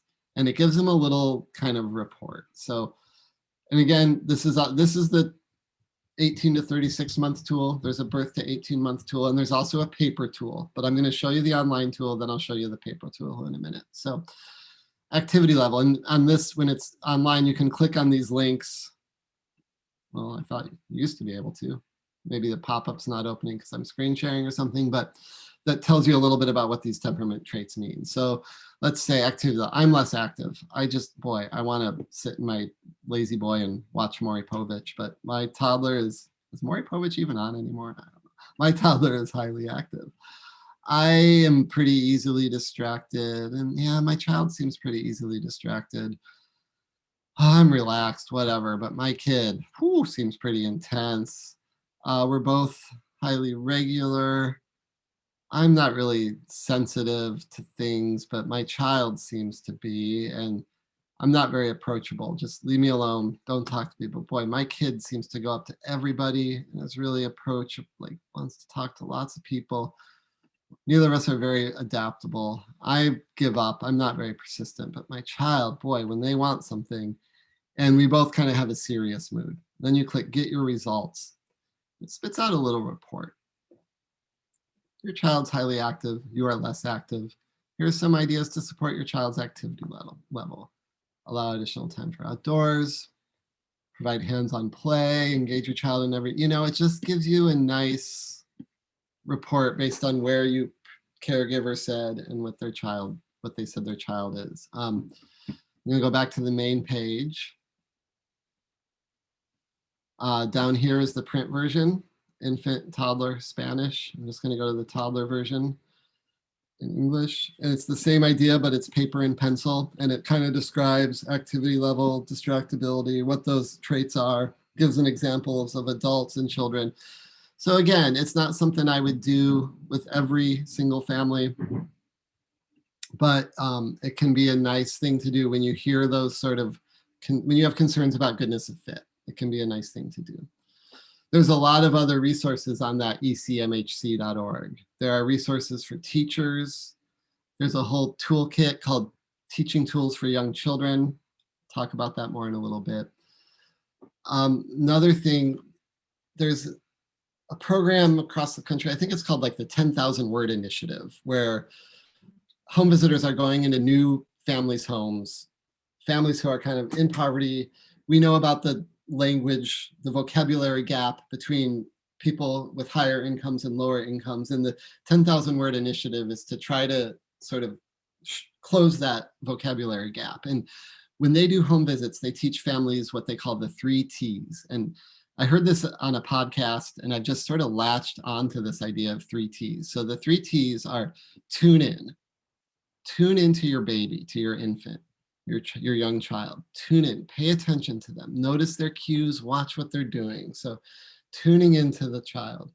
The second T is talk about what you're doing. So all that descriptive, oh, we're taking your diaper off. Oh, PU. Oh, let's get a new diaper on, pulling your pants up, getting your socks on, just labeling all those things they're doing. So tune in, talk about what you're doing. And the third T is take turns. So when that infant babbles, you pretend that's communication and you build this early turn taking. So as I was building the slide deck, I just thought about those early Head Start and you people that see those really young children. You can do this with older kids, but it's so impactful for those young children. Tune in, talk about what you're doing, and take turns. And it's so simple. Like I heard this once on a podcast and I've remembered the 3 T's. So it could give a nice framework. How's it going with tuning in? How's it going with taking turns? How's it going with talking about what you're doing? It's easy as a parent to sort of just get in your head and be thinking about, oh, this is the next thing I'm doing. And then after that, I have to do this. And oh, there's more laundry and all this. And it can be easy not to tune in or talk about what you're doing. And so that can be a nice reminder for families. So that's some of the stuff about positive relationships, catching kids being good, mindful decisions, helping families to understand this idea of that what you pay attention to, you get more of. That emotional energy, right? Where is that emotional energy going? And helping families to ask questions like, do I need to respond to this? We often think like, I have to tell him it's not okay. He has to know it's not okay. Most of these kids know it's not okay. And they're not misbehaving because they think it's okay. Many of your kids in the home are misbehaving to get adult attention.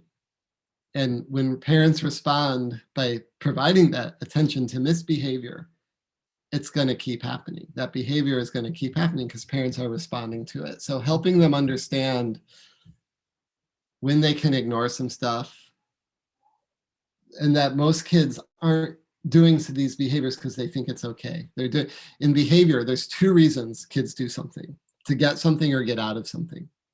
To get attention, to get a turn, to get a toy, or to get out of something. Get out of escape a person, escape a transition, escape a difficult task, escape a routine.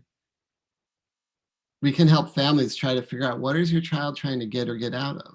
The big ones for me when I see families are obtain attention, obtain activities and items, or escape something they don't like.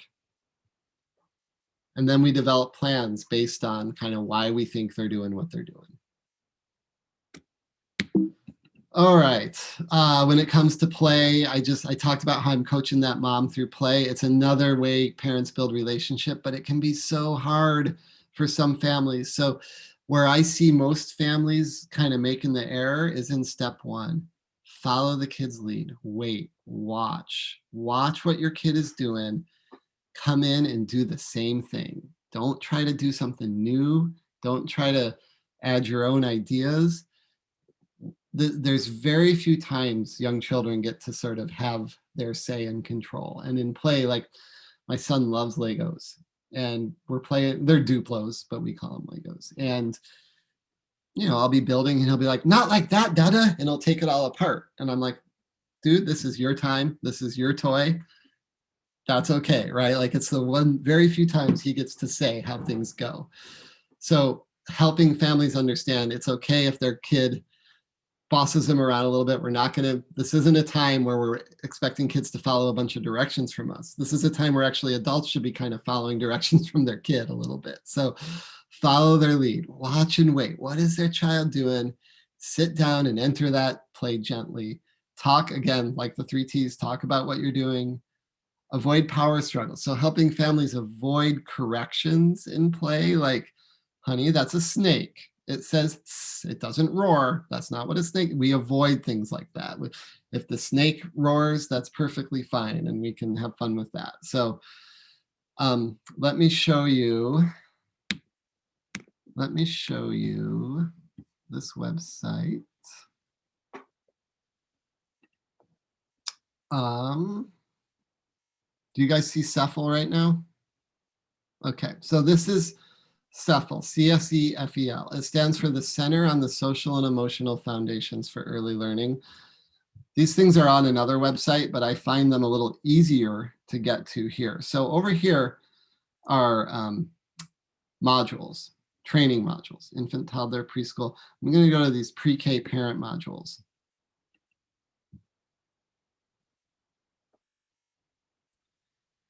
I told you there's sort of a workbook I've been pulling that don'ts into do's. This is this family workbook called Positive Solutions for Families. These are 6 modules that are designed to be 6 parent nights. The first one's on relationships and making a connection, encouragement, some of those handouts I've been showing you. And you're going to see more of these handouts. So I want to show you this workbook. This is in English and Spanish. This is the English version. And here are some just activities that you can do with families. They don't have to be part of your family night. So think of someone who was special to you growing up. You don't need a worksheet to do this. I did this with a mom a while back. This was a mom who didn't know how to sort of sit and be with her kids. She would buy stuff and put them in a closet and expect her kids to just play by themselves. So I had her think of someone who was special. And she said it was her high school coach or PE teacher is who she said. And I said, what made you think of him? And she goes, he just meant a lot to me growing up. I said, why? What did he do? And she goes, at lunchtime, he would just play catch with me. He'd hang out in the field and he'd play catch and he would just talk to me.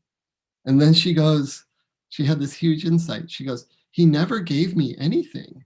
All he did was talk to me. And that was what I wanted her to do with her kids, was to just stop kind of giving things and walking away, and instead to spend more time. And this activity did it. Just having her think about why that person was special. And then we were able to talk about, I wonder how your kids would feel, if you could do something like that. I mentioned there's some worksheets around like filling a kid's relationship bucket and how it made you feel. So here are just like list 5 things you will try to do in the next week to fill or refill your child's relationship tank. And then there's some simple ideas. And the truth is, once parents have 5, they don't stop. Like once they develop these, they want to do more and more. I showed you those 5 or 6 tips about encouragement. That was a PowerPoint slide. This is, so if we're teaching about how to encourage, here's times they can reflect on it. I encourage my child when, here's how my child responded. Try to encourage at least 5 times this week. Write an encouraging or positive comment to yourself that you're proud about. Here's those parenting play, right? Follow your lead, talk about what you're doing, encourage creativity, watch for cues. There's also slides on Shuffle, these slides here. Module script, handouts, PowerPoint. There's some cool role plays for like play. There's role plays of play going really wrong, and if role plays going really right, it can be kind of fun to do with families. Tips on having play dates, what to do before play, what to do during play, what to do after play. This is getting into turning don'ts into do's, right? Remember, encouragement, giving directions are really tied. So list behaviors you want to see less of, list what you'd like to see more of, list ways to encourage that. If we're doing any kind of data analysis, we can ask families to take some data in the home. I generally don't use these cards though, because I don't really think it's always appropriate for the families I'm working with. Here's that turning don'ts into do's. There's a website I use called PDF Split. And you can take a big PDF like this and say, I just want page 52.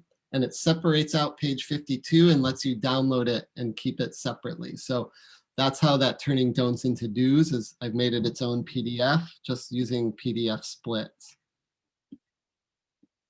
We're going to talk about rules here in a little bit. This is a worksheet for families to develop household rules. And it includes a little tips on how to teach it, kind of things you need, maybe make some visuals, discuss and demonstrate the rules, review the rules every day, how to teach the rules. Positive comments. I'm going to stop there. You kind of get the idea, but it just kind of keeps going. You know, there's a manual called Prevent, Teach, Reinforce for Families. Let me make these slides bigger here. Hold on. Prevent, Teach, Reinforce for Families. And it's a manualized way of doing behavior support plans and functional behavior assessments for the home. And in here, there's a corollary for classrooms called Prevent, Teach, Reinforce for Young Children. But in this manual, they list 4 sort of core prevention strategies for young children. The first one is having a predictable daily schedule. The second one is having predictable routines within routines. So you have your daily schedule, you have like dinner time. Well, dinner time probably also has a routine internal to it. For me, it's Dexter gets the napkins, he gets the silverware. We set the table together. We do the rest of the setting the table together. We get the meal, we sit down and we eat, and then he takes his dish to the sink when he's done, right? So there's a beginning, middle, and end, a clear routine within a routine. The third prevention strategy is having clear expectations for each routine. So really identifying what you expect and what your rules are. And the last one is 5 to 1, that relationship, making 5 positive comments for every withdrawal, 5 deposits for every withdrawal. This book gets you to a behavior support plan for kids in the home. And it has really, the appendix has really walks you through how to do certain strategies. So let me find, so on this intervention guide, you can see that there's prevent, teach, reinforce strategies. And the first prevent intervention is providing choices. And it really walks through, you know, choices are a great strategy to prevent challenging behavior. When we're doing it for an individual student, it's sort of like, okay, when are we going to offer these choices? What are the choices going to be? Who's going to offer it? We just hone in really specifically about these strategies. So that's, I mentioned that in that a lot of the things we're talking about today, 5 to 1. I'm going to skip this slide today. I'm gonna skip this because we're running out of time. Predictable day, routines within routines, and behavior expectations are things so many of our families need, and they're evidence-based. So a consistent day, and I know you guys probably want another break. We'll have one in just a few minutes, and then we'll ride out till 11:30 today. So we really want to help families have a very predictable day for their kids. And this is hard. This is hard for families right now. But when we're coaching them, we walk, tell me what your day looks like. What do you do during the day? And we identify sort of those important times. And we want to have families be consistent and predictable. They do it at the same time and in the same way each day. Here is a sample daily schedule that a family could, this is, again, just an example, but wake up time, free play, tech time, read some books. Breakfast isn't in here, that's weird.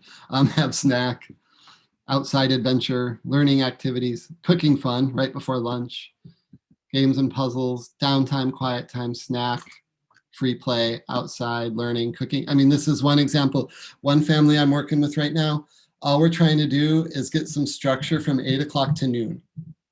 Once we get that in place, that's what mom said. She's like, I can't do the whole day.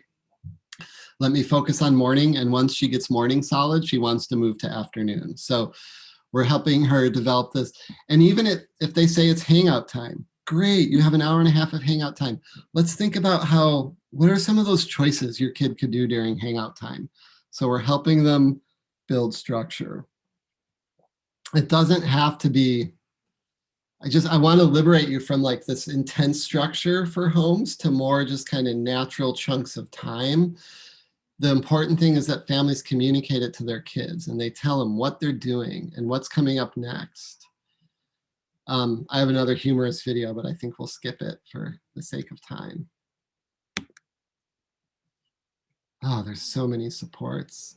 Let me just click on one or two of these to show you.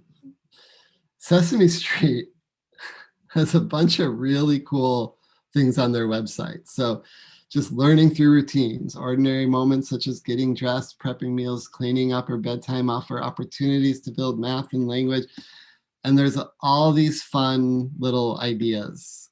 Learning math at mealtime, learning at home, at the supermarket, learning at the store, learning in the morning, predict printable morning routines, right? What else do I have here? Let's click on this one. 10 reasons a daily routine is important for your child and how to set one.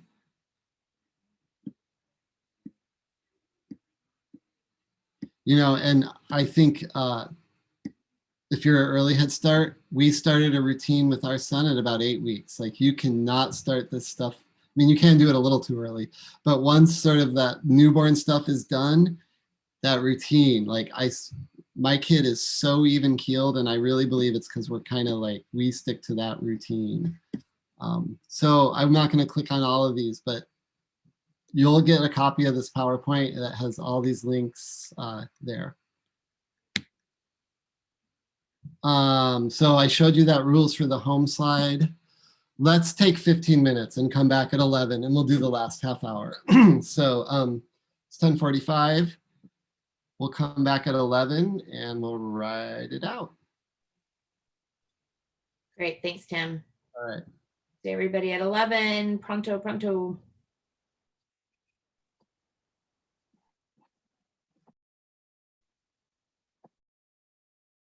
Screen here. Whoops.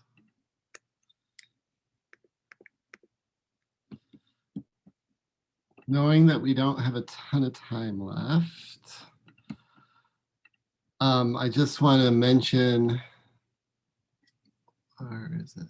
Do you see the slides again? Okay. Helping families develop those simple home rules.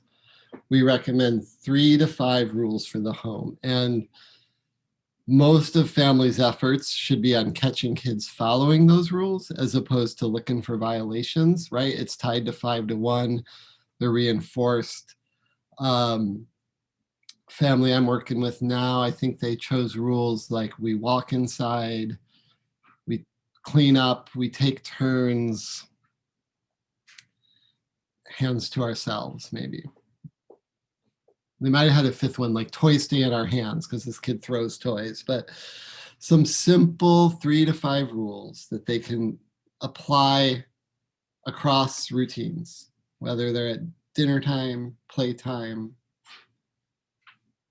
right? And then once they do that, we might hone in on more dinner time rules. But first, they got to think about what do they value?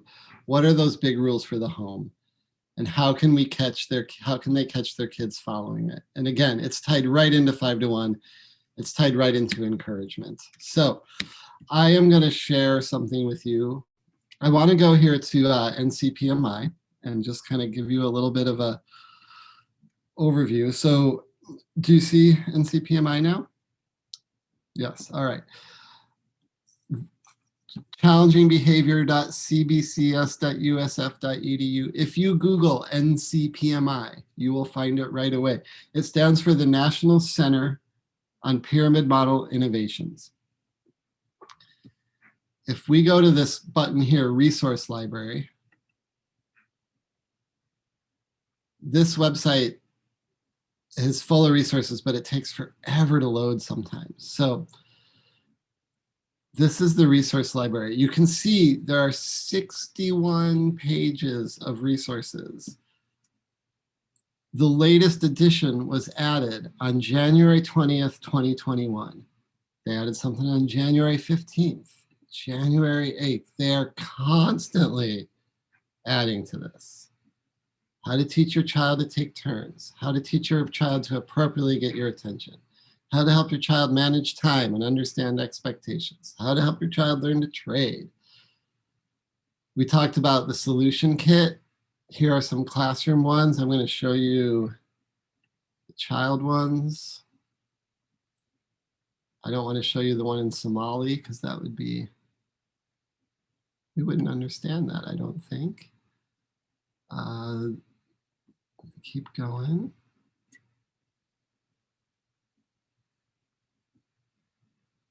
I know they recently added them. This is the problem. They just constantly add stuff to this. So what I'm going to do now, because I can't find it as quickly as I want it, is I'm going to go to audience and I'm going to hit families. And I'm going to let it populate. Now there are 27 pages of resources for families. So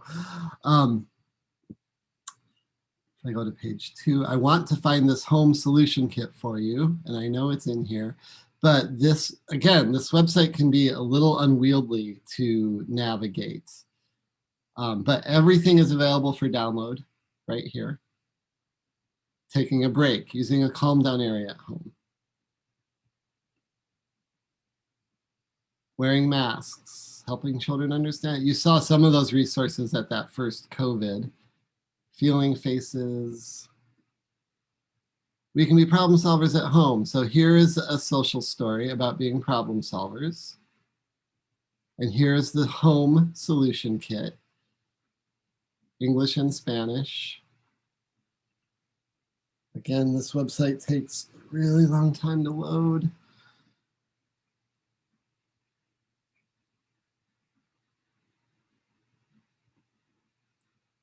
While it's loading, I'm going to show you something else. I'm going to do this drop down and go to guide.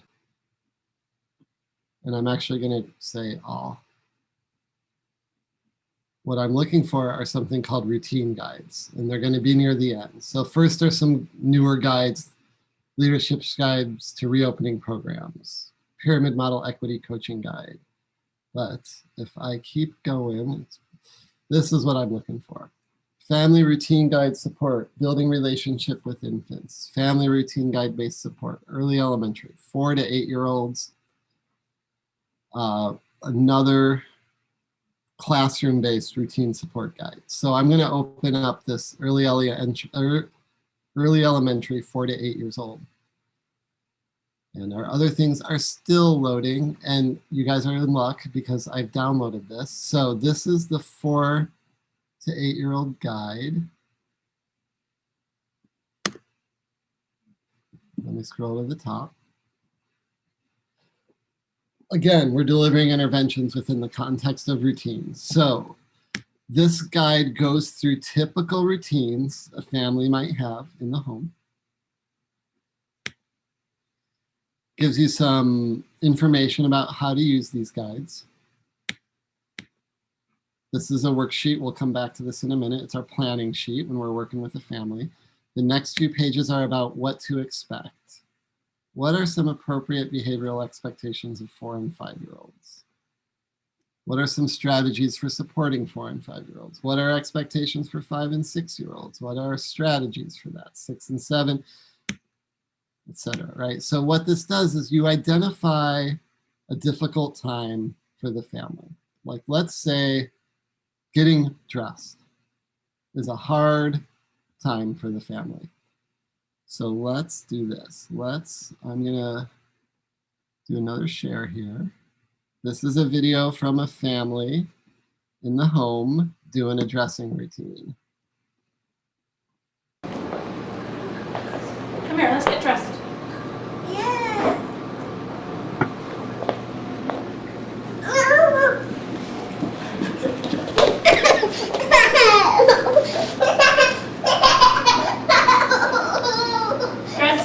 Look, pretty dress. Look.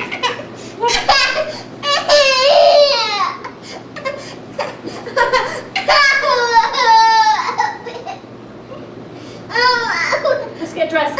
Put a pretty dress. Put on a pretty dress. Come, let's put on a dress, okay?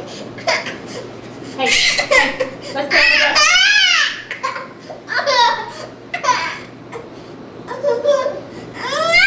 And then we'll get some juice.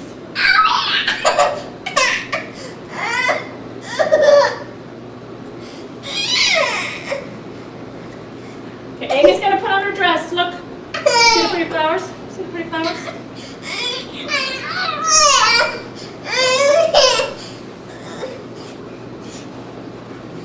I'm gonna get you. I'm gonna get you.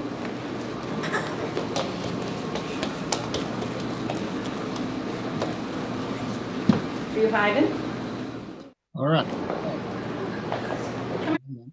So now we can return to our routine guide and try to say, why do we think this child is, and while this says it's for 4-year-olds, you can use this for younger kids, right? Because it's pretty common stuff. So beginning of the day, morning activities, getting dressed. Let me go to the one page up. Did this child refuse to get out of bed? No. Wakes up grumpy? Don't think that's what's going on. The child doesn't want to stop what they were doing? I don't think that was going on. Becomes a game to get your attention. Well, that was pretty clear. I'm going to get you. I'm going to get you. So now with the family, we can develop what are some ways to prevent this behavior? Use a warning, and by this is not an inclusive list, right? You might think of other things, but we're given that, and these are truly the components of a behavior support plan. Prevention strategies, the second column, response strategies, the third column, new skills to teach. So with the family, we'll identify a few prevention strategies that they feel like they could do. We'll then think about how to respond if the behavior occurs. We're going to ignore if they act silly. We're going to use wait time.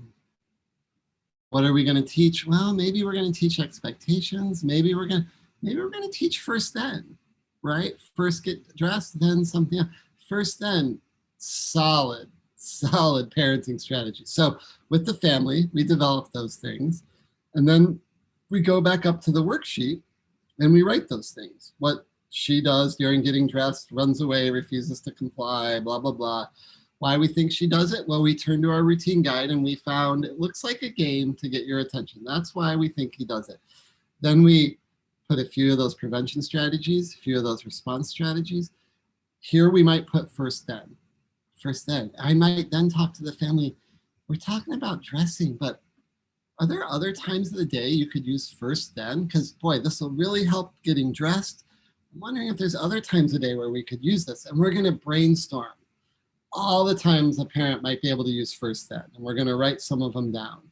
And then this becomes sort of my consultation sheet. We stop spinning our wheels. We stop talking about the same problem every time. Now we're talking about how are you implementing this? How are you doing with this? And how are you doing with this? And we can keep moving forward. This is the infant routine guide. Same idea. And it has those expectations for very, very young children. You know, you'll find all of these skills to teach. Teach your infant, you will be there. Teach your infant, you will be there. Teach your infant, you will be there. But it can be another support as you, why won't it scroll? There we go.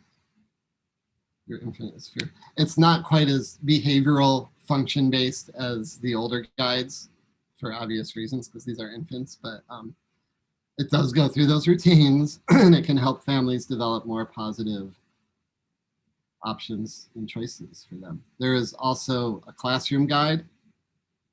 Same idea, except it's for classrooms. Same routines. The cool thing about the classroom guide is when you download it, there's things in bold and it links to those things. So it says here, use a circle mini schedule. And it's going to open this PowerPoint. And we're going to skip downloading all these. Why does PowerPoint always want to download fonts? I don't understand. It's trying to open a PowerPoint that's going to have some of these visuals, a circle mini schedule. So here it is. I don't know if you see that. I'm going to make sure you do. There we go. Like this is what a circle mini schedule is. Here's how to assemble it and print it. And here are potential pictures to use. So that's, again, the classroom guide that's available. So again, all of these were on this, gotta remember to do a new share. All of these were on NCPMI. The way we found these routine guides is the only dropdown I changed was to guide here. If we do guide and families, it's going to limit it even more. But then it's not even showing those routine guides. So that's weird. So don't do that. I've actually emailed NCPMI and told them these dropdowns are really confusing and complicated, and it can be really hard to find what we need. But so many resources on here. So many. So I think what we'll do, for just about 10 minutes, I'd like you to go into breakout rooms and just look at this website together. Get on NCPMI. You can be on different pages. Use these drop downs. Find some stuff. Share what you found. Be like, oh, I just found this cool thing. And, you know, in breakout rooms, all of y'all can share your screen if you want. I just want you to have some time. It won't be a lot of time to explore NCPMI. So if you go to Google, if I go NCPMI in Google, you'll find it right there. As your very first hit. Click on it and then go to that resource library, which is a little green button here on the top right. So it's 11:15, so let's do this for 10 minutes and we'll come back for 5 to finish out. Sound good? All right, send them away.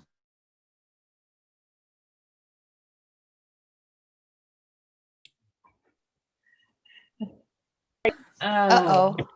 Oh my We'll God. have to have, when we all can get back together, we'll have to have a big make your own pizza something dash.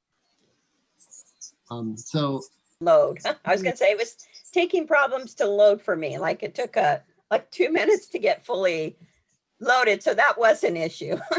And that might be because I sent all of you to the website at the same time. I don't know. Oh yeah. That's possible. And I will, like I said, this afternoon, I'll be sending out a follow-up email and it will have the Tim's PowerPoint, which will include links for all of these and more.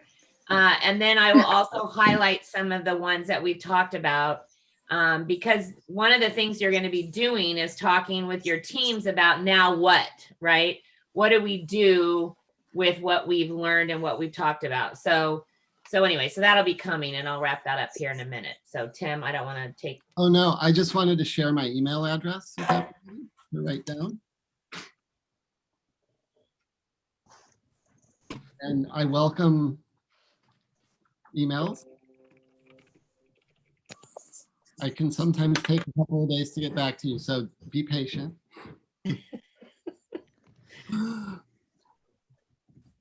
Were there any parting last minute thoughts, things anybody wanted to say? Questions? So I was just like, I love your workshops, first of all, but and everything that you say seems to be things that we know deep down, like we're aware of, and it seems so simple, but it's so hard to do. And it's like to put it into that day-to-day practice and then to take it to that next step and teaching the families that are with the kids the majority of the time. Yeah. Easier said than done. Yes, it's way easier said than done. I think about those first slides of like, be kind, be honest, and be direct, right? Like, own what you know. Once you ask those questions and they're looking for input, like, but be really, really kind and reframe. And we all need a lot of grace right now. Like, nobody is at their best. And so give that to families. It is hard to coach to behavior change right now. And so give yourself some grace too, because it's not easy in these times to, there's some families where I'm just like, I wish I were in your home. This is really hard over Zoom to try to coach you. Just like anything, small, achievable steps, go slow with yourself, you know, and just remember that reframing, remember the 5 to 1. The kids and families that make it the hardest are the ones you can really make the most change with, and never give up.